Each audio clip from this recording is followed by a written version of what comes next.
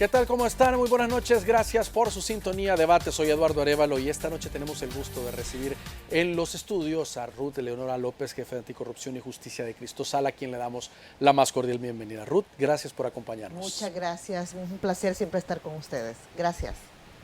Ruth, vamos a comenzar hablando esta noche esta demanda que fue presentada en la Cámara de lo Contencioso Administrativo contra la Corte de Cuentas de la República por no auditar pues, la compra del software Pegasus. Fue presentada hace algunos días. A ver, a inicios de año fue público que había una intervención masiva sobre algunos periodistas y algunos miembros de organizaciones de la sociedad civil con este sistema Pegasus, que es un sistema de infiltración y de búsqueda de información personal. Entonces, lo que nosotros decidimos en ese momento era solicitarle a la Corte de Cuentas precisamente que hiciera un proceso de investigación de cuáles eran los fondos públicos que habían sido utilizados para la compra de este software. O si había sido que se determinara precisamente si había sido desde el gobierno, para no andar presumiendo, ¿no? Aunque en ese grupo ha sido claro que solo vende este tipo de sistemas a gobiernos.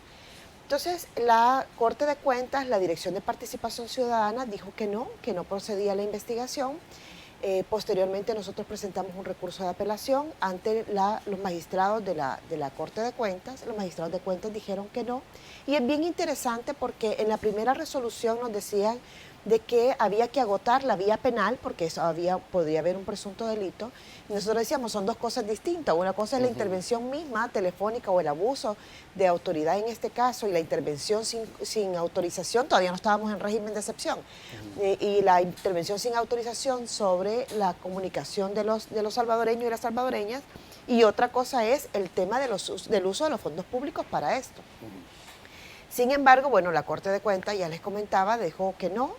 En esta resolución que emitió la Corte de Cuentas, lo que dijo es que, mire, sí tenemos facultades para investigar, pero eso será en su momento cuando proceda. Y el problema es que en este caso hay violaciones de derechos humanos, por lo tanto es inminente, es necesario, es urgente que se investigue precisamente si hay uso de recursos públicos para cometer este tipo de actos contra, no estamos hablando de delincuentes, no estamos hablando de pandilleros, estamos hablando de periodistas, es decir, es un sector bastante determinado y de defensores de derechos humanos, miembros de la sociedad civil, organizada o no organizada.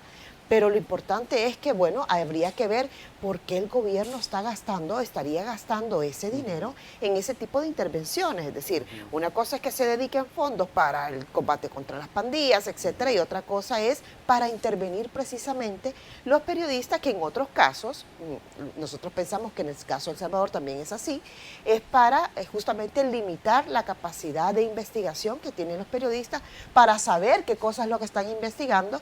Y aquí es ese contraste, ¿no? De que quien tiene que estar exponiendo constantemente la información, los datos que con una alta falta de transparencia no tiene el gobierno, pues son los medios de comunicación y los periodistas. Entonces, presentamos esta vez una demanda contra esa resolución ante la Cámara de lo Contencioso y vamos a estar a la espera y pendiente de qué es lo que resuelve la Cámara.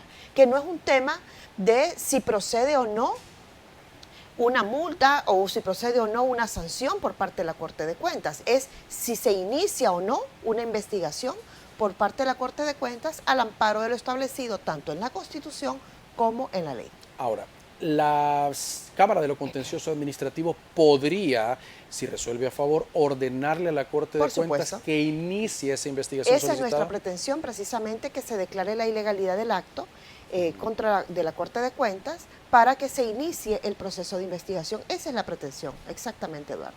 Ahora, yo he leído los informes de este software Pegasus israelí, en el cual detallan de que no es vendido a empresas privadas, sino que la mayoría lo manejan a través de gobiernos, pero no hay una confirmación, digamos, que el gobierno de El Salvador lo haya adquirido. Precisamente por eso, y esa es la relevancia de la investigación de la Corte de Cuentas. Justamente ahí está.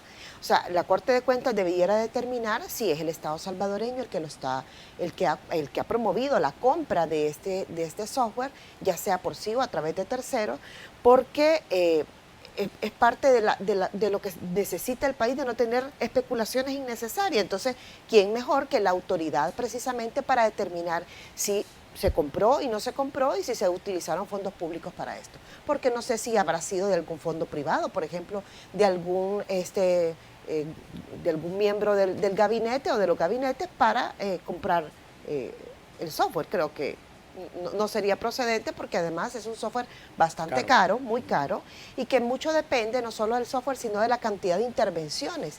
Y hay personas que han reportado cientos de intervenciones y decenas de intervenciones en sus teléfonos durante todo este periodo. Ahora, es una determinar si ha sido que pinchado por Pegasus, si lo podemos decir de esa forma, o hackeado, intervenido el teléfono, no es una tecnología que esté en el país. O sea, no es que le baja una aplicación y le pasa un escáner y dice, ah, sí, o sea, entiendo que APES, quien promovió todas estas denuncias o las recopiló de diferentes, lo mandó a Canadá, hicieron unas pruebas técnicas.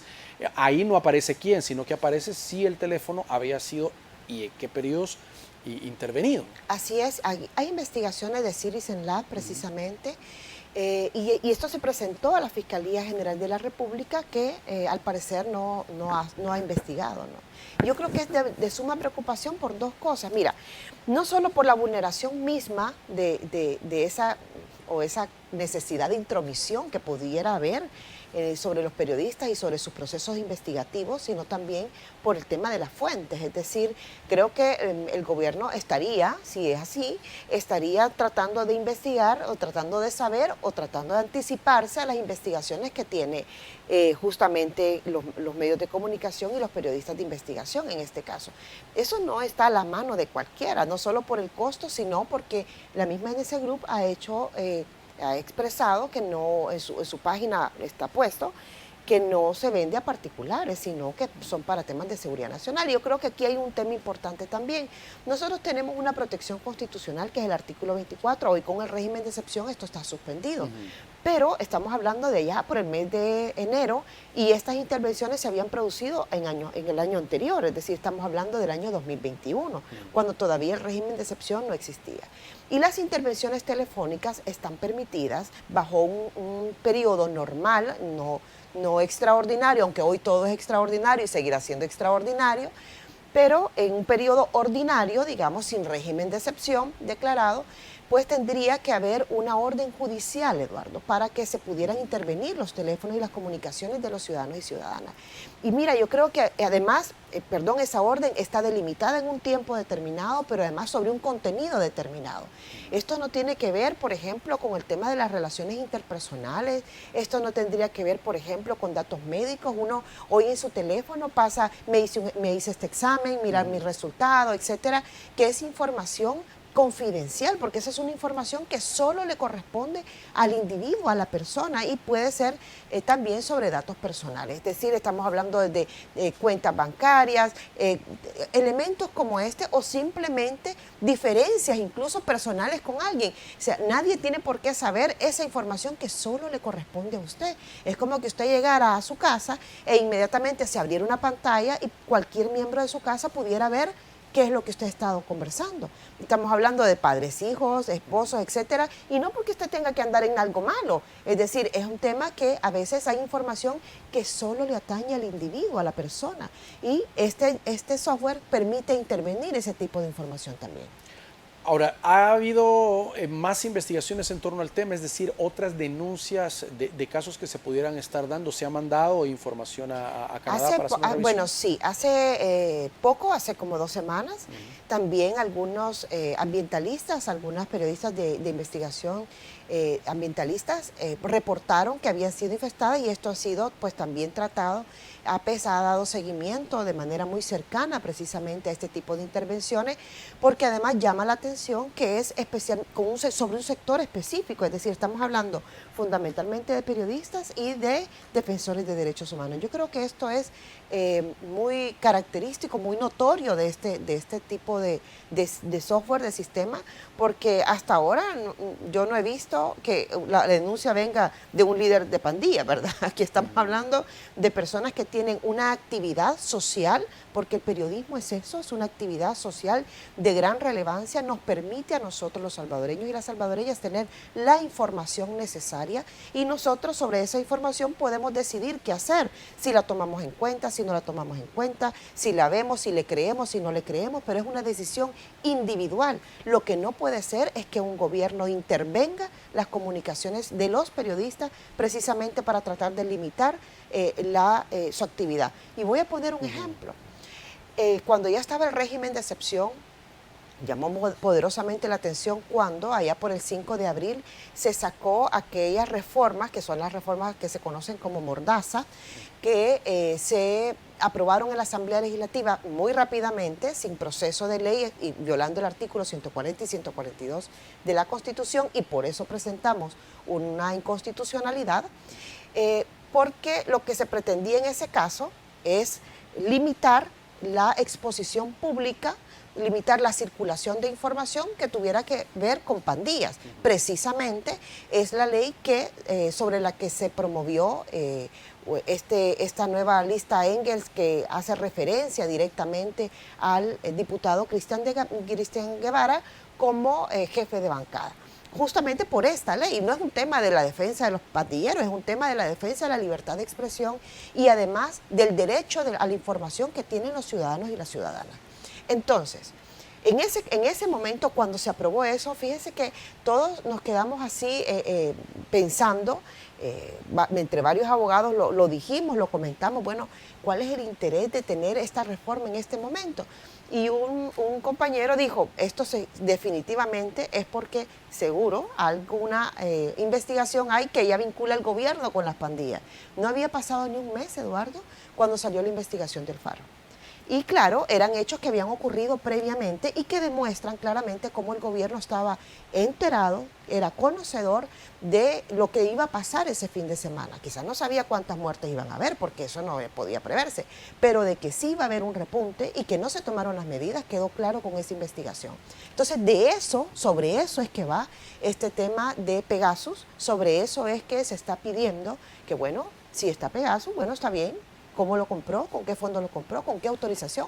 Porque además todos los procesos de compra del Estado tienen que estar fundamentados en algo.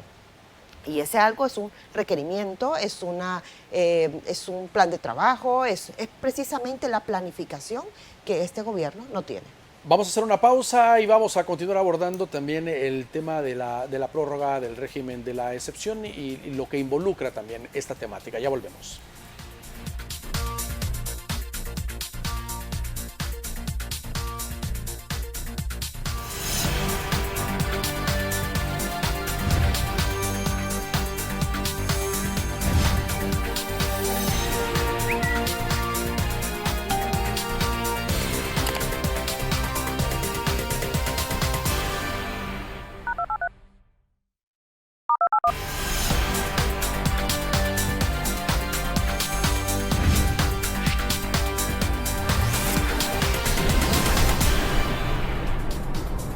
Muy bien, gracias por continuar con nosotros. Ruth, se aprobó una nueva prórroga del régimen de excepción.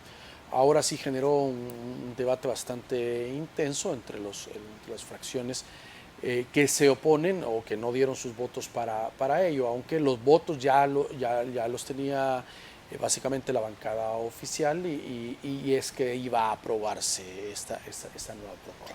Mire, el régimen va a existir mientras el régimen lo necesite. Con el régimen de excepción pasan varias cosas. Uno, estamos ya a 120 días de la aprobación de este primer régimen de excepción y vamos a llegar a 150 y va a continuar. Es decir, no es que a los 150 días se va a acabar. Esto va a continuar mientras el régimen lo necesite. ¿Y por qué? Hay varios elementos. En primer lugar, es un elemento de la comunicación. Es decir, es un tema que demuestra o que pretende demostrar esa fuerza, la fortaleza, el combate, etcétera, contra las pandillas. Un primer elemento. En segundo lugar, esto lleva aparejado otro régimen de excepción, que es el régimen de la excepcionalidad de la compra pública. ¿Por qué? Porque no se siguen los procesos establecidos en ANACAP. Y esto lleva un sistema de exoneración, digamos, de algunos trámites, de liberación de algunos trámites administrativos que le permite al gobierno comprar de manera directa sin mayor justificación. Y las compras directas, cuando no hay un mecanismo de verificación y de transparencia, pues pueden llevar a la corrupción.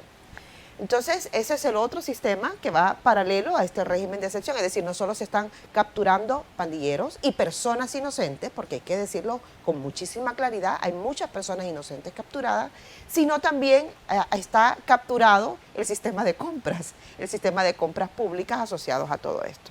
Y esto ya lo vivimos, Eduardo, este tema ya lo vivimos cuando estábamos en la pandemia y bueno, después fueron hechos públicos aquellas investigaciones y aquellas también avisos que hizo la CICIES y que puso en conocimiento de la Fiscalía y que terminaron en los actos del 1 de mayo quitando al fiscal precisamente para que impedir que siguiera investigando el tema de la corrupción dentro del gobierno. Eso ya casi pasó un año de esta situación. Estamos ya a unos días de que se cumpla un año sin CICIES en El Salvador y bueno, hoy no hay nadie que investigue, ni que revise, ni que tenga esa capacidad de investigación y además de promoción de acciones legales, ¿no? con la fuerza que tenía la CICIES. Ahora, es necesario que nosotros sepamos que a esta fecha, estos datos que voy a dar son actualizados hasta el 17 de julio, Cristosal ha recogido 211 denuncias de desplazamiento interno, es decir, personas que dicen se siguen produciendo desplazamientos, me siguen amenazando las pandillas, tengo que salir de mi casa, tengo que salir de mi comunidad y se tienen que ser trasladados hacia otro lugar. Esto es un fenómeno que evidencia, primero, que el tema de las pandillas no se ha terminado. Bueno, el mismo gobierno lo ha dicho, ¿no? El presidente lo dijo. Sí, que no se ha terminado. Claro. Y esto implica también otra situación, porque no solo ya las denuncias son sobre las pandillas, sino también sobre agentes estatales que están extorsionando a la gente para no capturarla. ¿Y hay denuncias de eso? Y esto es una situación muy grave. En el caso de Cristosal se han recibido a través de la plataforma. Lo que pasa es que ahí hay un fenómeno y es que muchas personas tienen miedo a denunciar. Es decir, aquí es enfrentarse contra un sistema de gobierno que además la ciudadanía no tiene ninguna garantía de protección. Porque ya también se han dado casos que por diferencias, por ejemplo, de un policía en una unidad policial o de este policía en su comunidad, pues han tenido ciudadanos y ciudadanas que no tienen ninguna relación con pandillas, han tenido consecuencias por estas diferencias personales que han podido tener con algún miembro de la autoridad. Entonces aquí hay un fenómeno que es muy complejo, que es el tema del miedo. Y yo creo que eso también es parte de este régimen de excepción, porque en la medida que el miedo se convierte en un mecanismo de control social, porque es un mecanismo de control social, porque usted paraliza a la ciudadanía, paraliza la actividad de denuncia, y por eso es tan relevante lo que ocurrió hace 2 días, con la movilización de los familiares, reclamando precisamente, exigiendo, sobreponiéndose a ese miedo, precisamente ante el amor de la familia, porque yo creo que también hay que rescatar este elemento, que las familias al final desintegradas, las familias al final afectadas por este régimen de excepción, pues también tienen que tener la capacidad, hay que generar la capacidad de confianza por parte del Estado, o eso es lo que tendría que hacer para que la gente denunciara. Ahora, esto no es tan sencillo, esto se dice muy fácil, pero no es tan sencillo cuando dentro de las mismas comunidades ocurren fenómenos como como el tema de que se continúa actuando en contra de las personas. Estamos hablando de personas inocentes por las pandillas y pareciera que con la quiesencia del Estado. Ahora, las autoridades han dicho, hasta que el último pandillero no esté detenido, el régimen va a continuar. Y por eso le digo que va a ser eterno, porque el fenómeno de las pandillas, primero no son, ¿cómo le podría decir?, piojos, que usted los mete todos en una caja, les da fuego y se acabó. El fenómeno es un fenómeno social que hay que atender y por tanto hay que tener políticas de prevención, pero aquí no hay nada de eso, Eduardo. Es decir, ya expertos internacionales han señalado que este tipo de políticas primero no es sostenible en el tiempo y esto es uno de los elementos más importantes cuando se toma una decisión a nivel público. público con trascendencia a la vida de los ciudadanos y las ciudadanas. Tiene que ser sostenible en el tiempo y una situación como esta no es sostenible. ¿A partir de qué? De que no hay políticas también que acompañen todo este proceso, porque además, mire, es tanta la contradicción que existe en estas declaraciones gubernamentales. Pareciera, es esquizofrénica la política gubernamental cuando usted tiene en la mañana personas de CAPRES recibiendo las peticiones de las familias y les ordenan de que hagan un listado, les ordena de que se organicen, que hagan listados para que los presenten, ¿no? y que hagan la referencia de sus familiares. Y en la tarde, cuando presenta el ministro la solicitud de la ampliación del régimen de excepción, se va en contra de ellos. Es decir, pareciera que no hay otro mecanismo para abordar la delincuencia, para abordar la violencia, que no sea actuando de la misma forma, porque están actuando de forma irregular, están actuando de forma arbitraria. Fíjese, Eduardo, que hasta el 17 de julio, Cristosal, en las plataformas de Cristosal se habían recibido 2.483 denuncias de detenciones arbitrarias. De estas... Sin órdenes Sin orden, o sea, aquí no hay orden ni nada precisamente por el régimen. ¿Y por qué se lleva a mi hijo? Por el régimen. ¿Y por qué se detiene a mi hermano? Porque por orden del presidente. Esas son las respuestas que se están dando en los territorios. Y lo otro es que estas 2.483 denuncias corresponden a 2.593 personas, porque hay denuncias que incorporan a 2 o 3 miembros de una misma familia. Entonces, mira, lo más importante de esto tendría que ser la individualización, es decir, quien sea responsable tiene que seguir un proceso, tiene que condenarlo y tiene que cumplir. Si aquí la defensa no es a la persona que ha cometido un delito, aquí la defensa es a miles de personas inocentes que además no pueden ser vistas como un daño colateral, como vergonzosamente se refirió el vicepresidente a estas personas, donde incluso él mismo reconoce que pueden haber personas inocentes, pero que, bueno, pues sí, ¿verdad? Es parte de todo esto. Cuando esas personas, cada una de esas personas y cada una de esas familias está siendo vulnerada en sus derechos, esa gente está perdiendo el trabajo. Hay una violación al derecho a la familia, a los hijos, a la integración familiar. ¿Cuánto es lo menos que una persona que ha sido detenida y que las autoridades determinan no estaba vinculada a Pantilla, fue un error? ¿Cuánto es el tiempo en que esta persona puede recobrar su libertad como estamos ahora? En términos ordinarios, cuando a alguien lo detienen y lo llevan a la unidad de la policía, se le revisa todo, inmediatamente tendría que salir. O sea, ni siquiera tendría que haber sido capturado, pero supongamos que un error, ¿verdad? Esa persona ni siquiera tendría que entrar en una Bartolina y menos ir a un centro penal. Es decir, miren, la violación a la vida y al derecho a la vida y a la integridad es tan fuerte que cuando esas personas llegan a un centro penal, los meten en las mismas celdas con un montón de delincuentes, con personas que han cometido delitos reales. O sea, aquí estamos hablando de lo que puede significar para una persona inocente, no solo por un tema de trauma. O sea, y cualquiera que diga, no, ya va a salir. Bueno, yo quiero verlo a esa persona que diga, no, ya va a salir, que pase 15 días en una celda en medio de delincuentes. O sea, de eso estamos hablando. Y hemos llegado a un nivel tal de deterioro humano que en muchos casos, Eduardo, se están produciendo esas detenciones porque los vecinos están denunciando, pero no están denunciando por temas por la pertenencia a pandilla o por competencias entre negocios, por ejemplo. Esto yo lo he dicho hasta la saciedad. O sea, estamos teniendo casos de que por las competencias comerciales incluso personas son denunciadas. Y eso, mire, ¿sabe qué? No se vale, porque además lo estamos provocando nosotros mismos los salvadoreños. Y nadie sabe el dolor que esa familia vive, siente, cuando un familiar no sabe si se lo van a entregar en una bolsa negra. ¿Cuál es el filtro? No ¿Solo hay. la denuncia va a la captura o Ese habrá es el una problema. investigación de la autoridad de decir, vamos a investigar y determinar si eso no está vinculado a este grupo? Ese es el problema. Porque además, durante los 15 días de la detención, en primer lugar, la presentación de requerimientos está pasando de un día para otro. Hoy se presenta el requerimiento, mañana pasado en la audiencia. Pero además, en lo que la familia busca, no todo el mundo tiene para pagar un abogado particular. Eso es un problema serio, pero además recoger los arraigos, y recoger los arraigos implica a veces pasar por un notario, ir a registros, etcétera. O sea, porque la familia busca comprobar que esta persona no tiene ninguna vinculación con pandillas. Y ese vínculo, o sea, usted puede decir, no, pero es que mire, él trabaja, él está en la DESCO, esta persona tiene una vida extraordinaria y ejemplar, pero al final la autoridad puede decir sí. pero es un poste. Sí, pero tiene tal función en la pandilla. Y ese es un problema porque se le está criminalizando especialmente a la gente de menos recursos.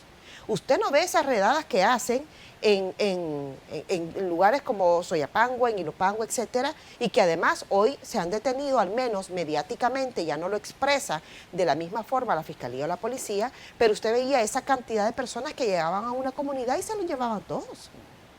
Es decir, estamos hablando de una situación muy grave porque eso no lo ve en El Escalón o eso no lo ve en Santa Elena.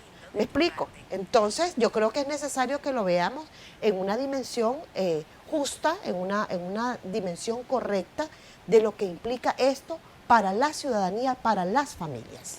Muy bien, vamos a hacer una nueva pausa. Por favor, acompáñenos. Ya regresamos.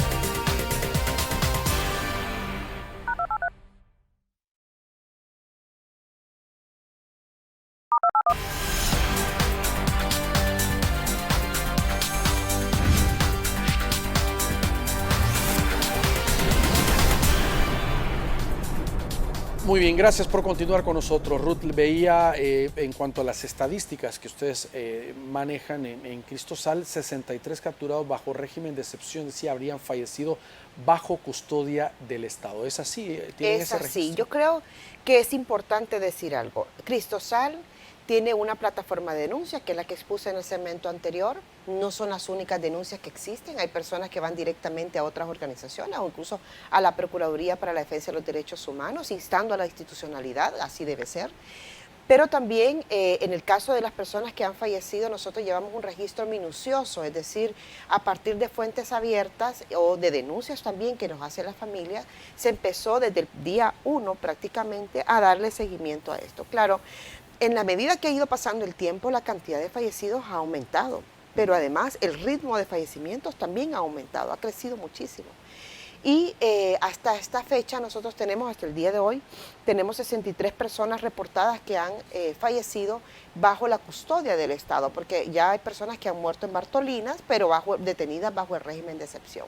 Y esto tiene que ver primero con dos causas fundamentales. Uno, muchos reportan, los familiares reportan cuando le dan el cadáver, que tienen signos de violencia.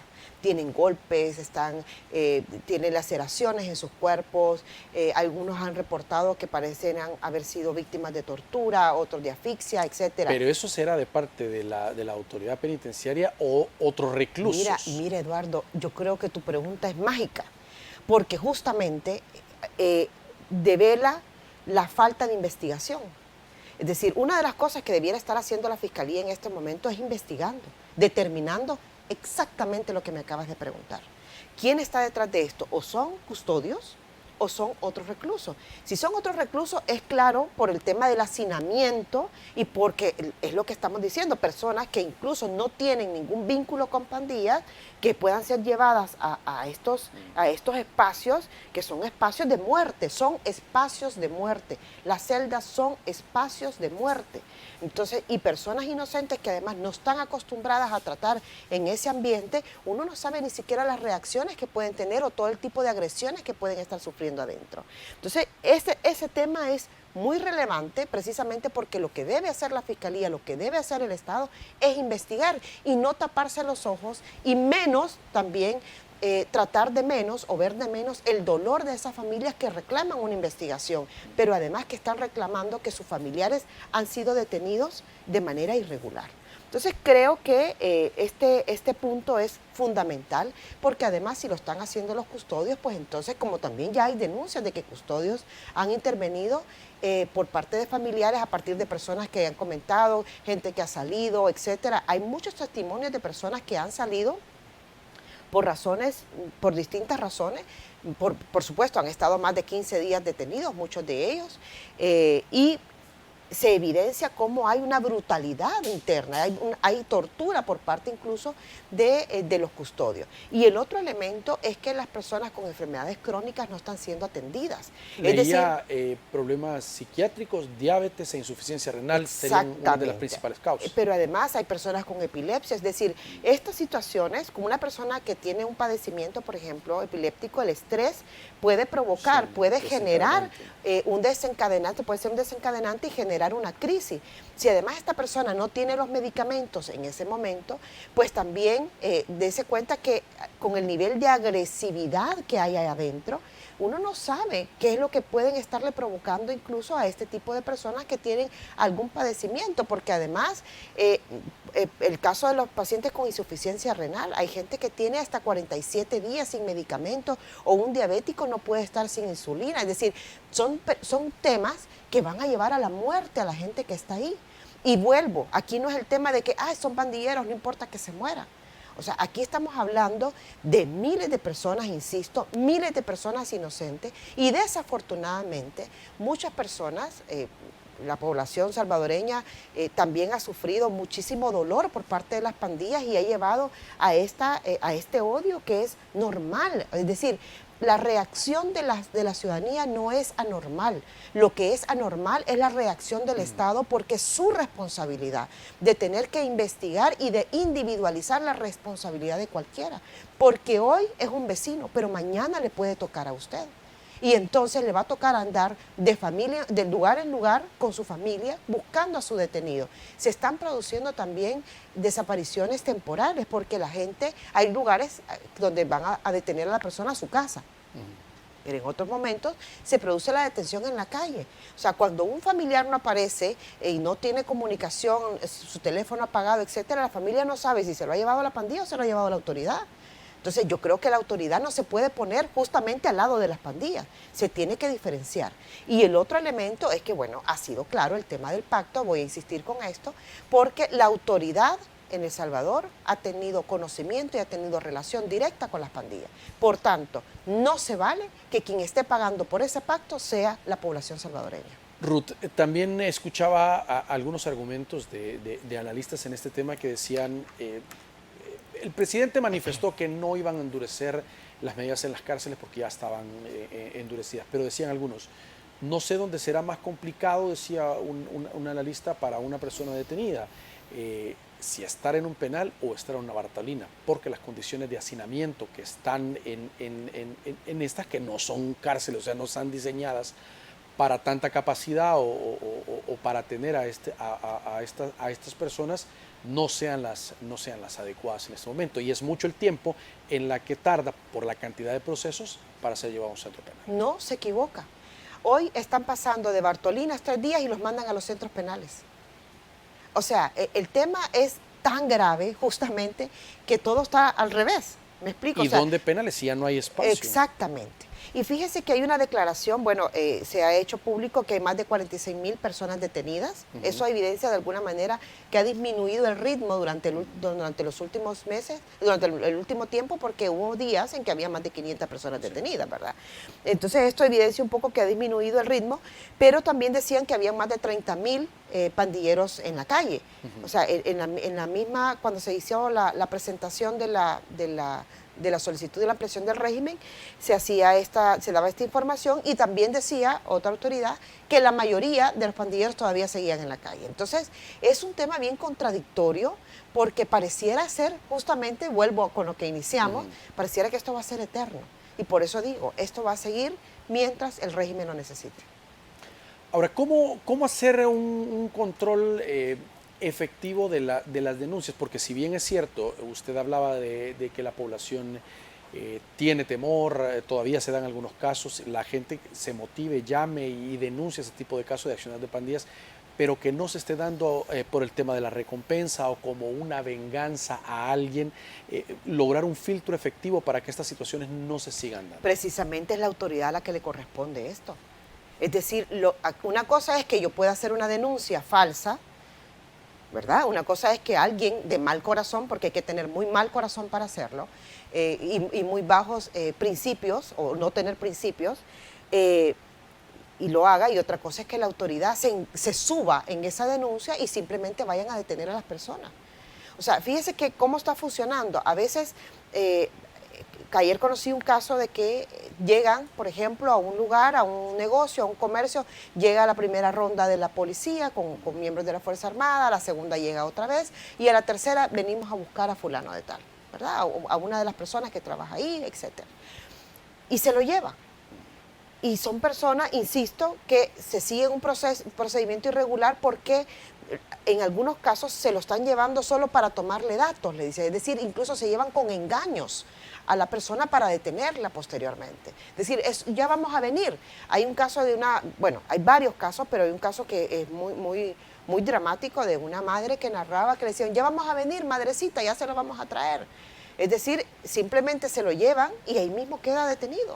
O sea, yo creo que hay que tener en cuenta todos estos elementos y ese filtro le corresponde a la autoridad.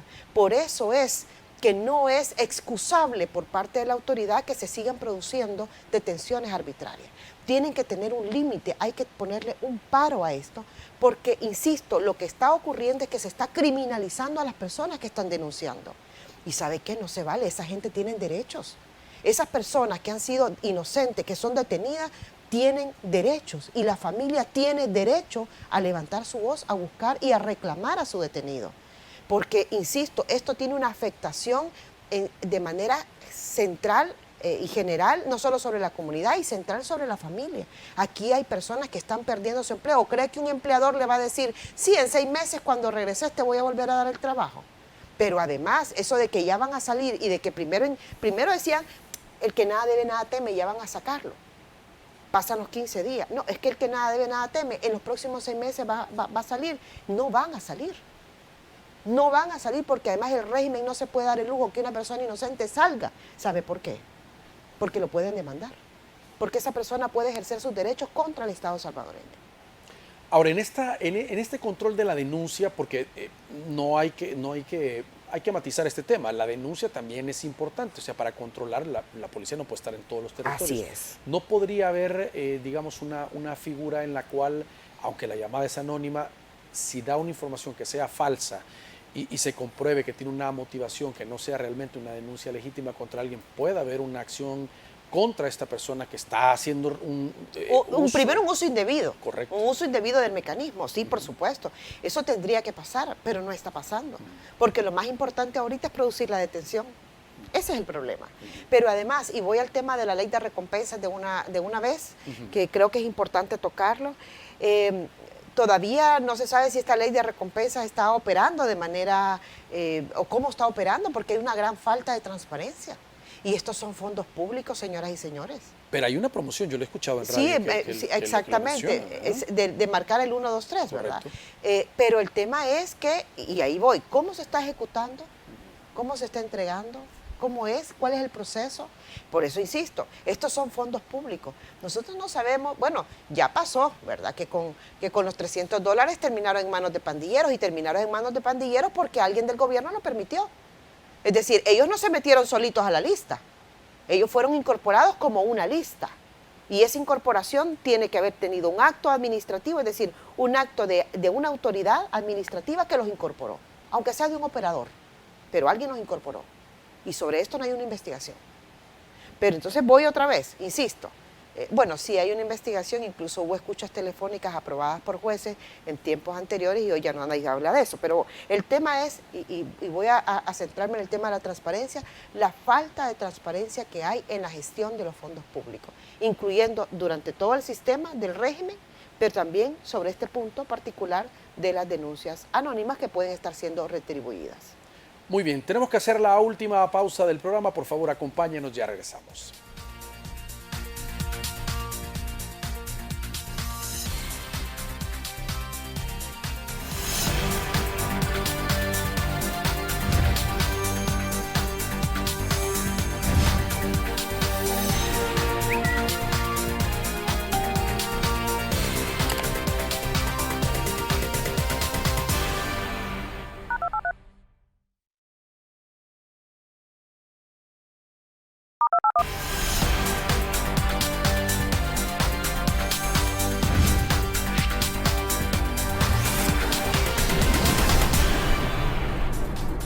Muy bien, gracias por continuar con nosotros, Ruth. También queremos aprovechar otro tema, abordar con usted esta noche, porque Cristosal se ha pronunciado también en varias oportunidades y ha investigado este tema, y hablamos de las formas de voto, sobre todo desde el exterior, para los salvadoreños. Es decir, venimos del postal y ha habido varias modalidades pues, que se han ido implementando en el país. Algunas han funcionado, otras no tanto, pero ahora pues tal parece que va encaminado hacia el voto electrónico. Aquí me voy a quitar la camiseta de Cristosal y voy a hablar como docente de Derecho Electoral, que es una de mis pasiones precisamente. Sí, miren, sobre el tema del voto electrónico hay mucho que decir. Voto electrónico hay distintas modalidades. Correcto. O sea, el voto electrónico puede ser a través de una máquina asistida, puede ser presencial, hay varias formas. Pero aquí nos vamos a concentrar en el voto por Internet, que es una especie del género, que en este caso es el voto electrónico. Vamos a hablar sobre el voto por Internet. Mire, sobre la propuesta que se ha presentado, hay varios elementos que yo creo que es necesario poner sobre la mesa y discutirlo. Es decir, primero hay que tener claro que esto va a ser una realidad, porque esto no es que lo que uno quiera o lo que otro quiere, simplemente es la voluntad del presidente que se va a exteriorizar en un decreto, porque además esto no es nuevo, el presidente de la República lo ha dicho en muchas ocasiones. Sin embargo, yo creo que hay que poner algunos temas sobre la mesa que hay que discutir, por lo menos para que la gente sepa y que después no digan, nadie nos lo dijo, ¿no? En primer lugar, fíjense que en la propuesta, pero hay que partir de algo. Si con algo yo estoy convencida, es con el derecho que tienen los salvadoreños y las salvadoreñas residentes en el exterior para ejercer el sufragio. Es decir, para mí eso es incuestionable. El tema es cómo lo van a hacer. En primer lugar, en esta propuesta se incorporan el pasaporte como parte, como un mecanismo o como un instrumento para identificar al ciudadano que va a votar en la elección. ¿Esto qué implica? Bueno, va a tener que haber una reforma al Código Electoral, porque hasta ahora la única fuente de información es el DUI, exactamente. Correcto. Entonces ahora hay que tener una comunicación con la Dirección General de Migración y Extranjería, porque van a hacer también los pasaportes. Hay un tema particular en este sentido que a mí me preocupa mucho. Es el tema de los DUIs y de los pasaportes vencidos. ¿Por qué? Porque lo que habría que garantizar es que la persona tenga su documento vigente, es decir, promover que las personas obtengan su pasaporte y tengan su DUI vigente. Si el pasaporte es el documento que según la ley de pasaportes sirve para identificar a los salvadoreños en el exterior. Entonces esto no es un tema solo para votar, es un tema también de un derecho a la identificación que tienen los ciudadanos salvadoreños residentes en el exterior. Eso en primer lugar. Por tanto, creo que la falla en ese caso es que no se le está garantizando el derecho, vamos a decir, o todos los derechos a los salvadoreños residentes en el exterior, porque simplemente le dice, mire, usted va a votar, puede votar con DUI vencido, pero no se le está garantizando un mecanismo para que esta persona pueda obtener de manera ágil su pasaporte y su documento único de identidad. Yo sé que aquí hay un tema de traslado, etcétera, pero para eso se le dieron 11 millones al Registro Nacional de las Personas Naturales para que pudiera promover también los DUI centros móviles, es decir, para poder acercarse a las comunidades de salvadoreños para que ellos puedan renovar su documento. Y en el caso del pasaporte me parece aún más grave, porque precisamente es el documento que le permite a los salvadoreños identificarse en el exterior como salvadoreños. Aquí en otros años incluso se promovieron leyes de gratuidad dentro del territorio nacional. No sé si lo recuerdan, esto ha pasado más de 2 veces. Y yo creo que en todo caso, bueno, todos pensamos que los salvadoreños del exterior tienen plata porque mandan remesas, pero no son las condiciones de todos los salvadoreños. Entonces creo que es también responsabilidad del gobierno poder promover iniciativas como esta para facilitarle obtener su documento, que ya vimos que no es solo para votar. Eso en primer lugar. El otro tema es ya particularmente sobre la seguridad del voto por Internet. Miren, uno de los principales problemas que tiene el voto por Internet es la secretividad del sufragio. Es decir, ¿por qué? Porque este voto por Internet está pensado también, o las transacciones por Internet están pensadas para que tengan una cierta trazabilidad, independientemente que bajo algunos mecanismos sea irreversible, que eso es importante porque no es que, me arrepentí, voy a votar de otra forma, ¿no? O que pueda cambiar mi voto en el transcurso del día. Eso no es posible. Pero sí la secretividad es uno de los elementos más importantes. Pero además la progresividad de las implementaciones de este tipo de tecnologías en los procesos electorales. Es decir, Brasil, por ejemplo, tardó más de 20 años en instalar su voto electrónico, y voto electrónico con maquinita. O sea, no estamos hablando de voto por internet. México, por ejemplo... O sea, es presencial, tiene que presencial, ir a tiene un que lugar ir, y marcar. exactamente. México, por ejemplo, que tiene voto por internet, Sí. tardó más de 15 años también en desarrollar todo el voto por internet. Fíjense que ahora, recientemente en el revocatorio que hubo de mandato, un proceso de revocación que hubo de mandato, se inscribieron para votar por internet 17.809 mexicanos. Y estamos hablando de que, o sea, hay 12 millones de mexicanos en el exterior. De estos, no todos se inscriben, porque aquí hay una fase muy importante que es el empadronamiento. El empadronamiento es cuando el ciudadano dice, mire, ¿sabe qué? Yo no estoy en México, estoy en, no sé, estoy en Maryland, ¿verdad? Estoy fuera. Bueno, igual va a pasar en El Salvador, que diga, mire, yo no estoy en Santa Tecla, ¿verdad? O no estoy en Antiguo, estoy en este caso, no sé, en Toronto, ¿no? Entonces, hay un momento de expresión del ciudadano donde se tiene que, el tribunal lo que hace es un padrón, ¿sí? Así como aquí nos ubican por territorio, ¿no? Allá se hace un padrón de los salvadoreños en el exterior a partir de la expresión de voluntad de querer votar. ¿Por qué? Porque hay que generar códigos, hay que extraer del padrón nacional.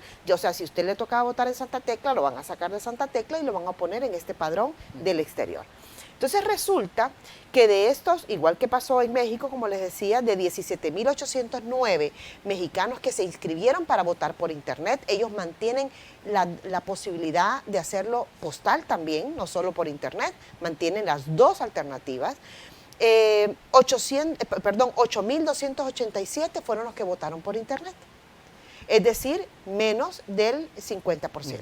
Al final, de las personas que se inscribieron para votar por internet, menos del 50% lo hizo. Que puede ser que porque era una elección que llamaba la atención, que no tenía mayor interés, puede ser. En el caso de la Ciudad de México, por ejemplo, que también se utilizó voto por internet en el 2018, se inscribieron 28.803 personas para votar por internet. Sin embargo, terminaron votando 20.839. ¿Qué significa esto? Que sí, el voto por internet pudiera tener a nivel, desde uno lo ve desde fuera, mayor comodidad, tiene ventajas logísticas. Claro. Ventajas logísticas porque es más cómodo para el ciudadano, le da esa facilidad, o sea, ya el que no quiere votar así es porque ya no quiere, ¿verdad? Y sin embargo, la otra cara de la moneda es el tema de la seguridad de que ese voto sea contado como usted lo emitió. No hay ninguna certeza de que eso sea así, pero tampoco hay certeza de la secretividad del sufragio, tal y como está diseñada la ley. Hay un problema porque no hay un mecanismo, primero, de que el ciudadano confirme, así como cuando uno va a hacer una transacción, le dicen, ¿está seguro que quiere mandar este dinero? ¿Está seguro que quiere pagar? Y uno dice, sí. Entonces, ese mecanismo de confirmación no está descrito en la ley. Tampoco está descrito en la ley un mecanismo de devolución al ciudadano de un comprobante que le pueda quedar para después decir, mire, yo sí voté. Sí voté y cómo voté también, ¿no? Entonces, este tipo de situaciones lleva también, por eso decía el tema de la progresividad, porque lleva muchas pruebas, lleva muchos mecanismos que se instalen durante el proceso electoral. Pero la alteración del voto que no se pueda dar, ¿qué tan confiables son, por lo menos en los países donde se ha implementado el voto por internet, que se garantiza que no puede modificarse? Mire, el que se pueda modificar, insisto, tiene varios mecanismos de seguridad. Y uno de los principales mecanismos de seguridad es precisamente la auditabilidad que tiene que tener el sistema, ¿verdad? O sea, aquí estamos hablando desde los simulacros que se puedan instalar hasta ya el proceso último de verificación y de control. Por supuesto, son tecnologías que estamos claros que en el caso de América Latina son muy pocos los que lo han implementado. O sea, el voto de los residentes en el exterior para todos los países, eso la mayoría de los países lo tienen. La mayoría de los países utilizan o el voto postal o el voto presencial, es decir, cuando se instalen consulados. Pero eso tiene mucho que ver con el tipo de migración. Cuando hay una migración que no tiene un estatus regular en el país en el que reside, esto podría implicar temas de seguridad para las personas que se acercan a votar. Y eso da un poco de temor, y eso da un poco de temor. todo Por eso es que en aquel momento, en el 2012, cuando se creó la ley, se pensó en el voto postal. Precisamente por eso, porque era un mecanismo mucho más seguro para para las personas. Yo creo que aquí hay varios desafíos por parte del tribunal, especialmente con un tema de tiempos. Porque este proyecto de ley establece que tiene que estar listo el sistema de empadronamiento, es decir, para que la gente empiece a empadronarse, a decir, yo quiero votar desde el exterior en febrero más o menos, porque le dan 6 meses después de la entrada en vigencia de la ley. Pero además dice que en julio del año que viene esto tiene que estar listo, toda la plataforma lista. Y es un desarrollo, insisto, que es muy temprano, es muy apresurado. Ya les decía el tiempo que se ha llevado estos desarrollos en otros países y pudieran establecerse algunos procesos pilotos, pero tendría que hacerse además con un sistema de garantías y de auditorías externas de empresas que se han dedicado a eso a nivel internacional. En el caso de México, por ejemplo, la UNAM, la Universidad Autónoma de México, contribuyó mucho con los procesos de auditoría, igual que algunas otras empresas internacionales certificadoras de procesos, etcétera. Creo que el tema del voto por Internet, a mí me preocupa el tema de la integración del registro, de la verificación del registro. Un registro electoral depurado es esencial y nosotros en El Salvador no hemos logrado tener un registro electoral depurado. Imagínense ahora que entre otro cúmulo de personas que además no se ha seguido un proceso de depuración adecuado para esto. ¿Y por qué se lo digo? Fíjese que el DUI, cuando en la primera etapa del DUI hubo un periodo de tiempo, que fue como un año aproximadamente, en el que el DUI se emitió sin partida de nacimiento. Se emitía con la cédula. Y las cédulas eran emitidas por los alcaldes. Y muchos alcaldes no entregaron la cédula con respaldo de partida. Entonces, sin embargo, la gente obtuvo su documento único de identidad. Bueno, esos documentos están vencidos. Entonces, hoy esas personas podrían votar y no renovaron durante el 2010, el 11, el 12, todos los procesos de renovación que se han dado, no lo renovaron. Ese es un tema y ahí podría haber suciedad en el registro, es decir, porque podría no haber una depuración adecuada. De hecho, habría que ver justamente si esas personas todavía están en el registro electoral. Y el otro es que en el caso de los pasaportes, para sacar pasaporte, hay un tiempo en el que se exigió el DUI, pero no es el documento que se exige para sacar el pasaporte, sino la partida de nacimiento. Por tanto, habría que determinar, porque ahorita salvadoreños con DUI en el exterior son como 558,000. Muy bien. Pero hoy también usted puede tener un DUI en el territorio nacional y votar en el exterior. Por tanto, ese número habrá que determinarlo, quiénes son los que van a votar cuando se conforme el padrón electoral, que también van a ser incorporados aquellas personas que tienen pasaporte y que no tienen DUI. Vamos a estar pendientes de lo que ocurre en torno a ese tema. Ruth, gracias por acompañarnos esta noche. Muchísimas gracias a ustedes. Para mí siempre es un placer estar con ustedes, Eduardo, y con la audiencia. Gracias a ustedes por su sintonía. Que descansen. Su cita con nosotros el día de mañana. Les esperamos.